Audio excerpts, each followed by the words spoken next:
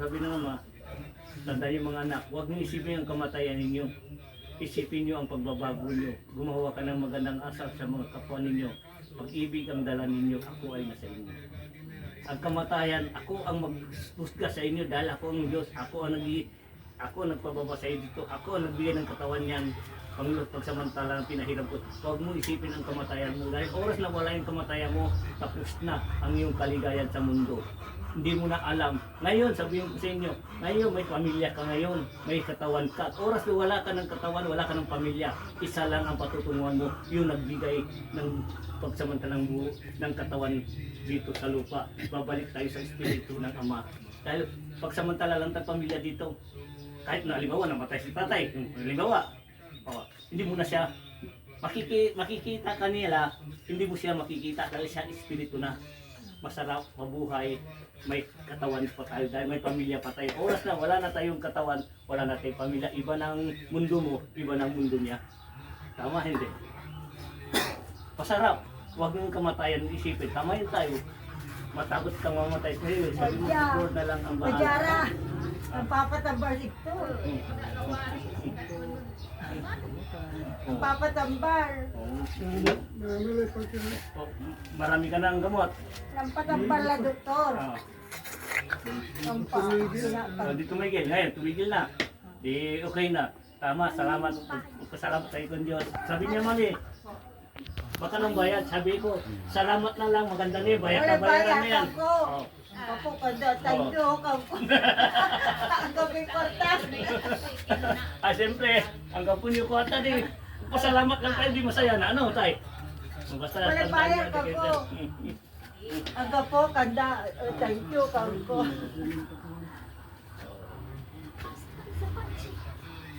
Yan sinabi ng Ama. Nabibigpis na ako sa sakit ko.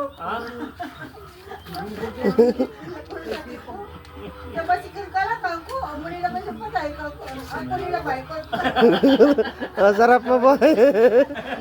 Ako, lagi sa kaya ko pa rin. Sige na tayo na. Thank you. Ano ka? Kumusta na? Kumusta na? Takal.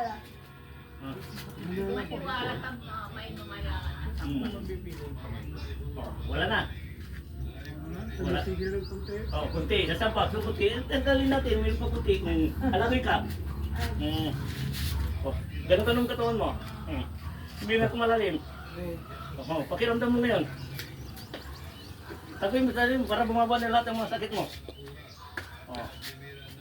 Nagkakalambot ako kuminsan. Ngayon, bigyan kita ng lakas.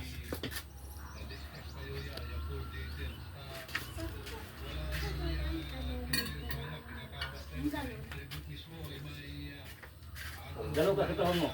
Kumusta? Okay na.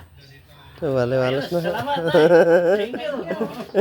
Hindi ka mamamatay. Si Lord nang bahala kung kailan tayo dyan dito sa lupa. Anay, no? Thank you. Thank you.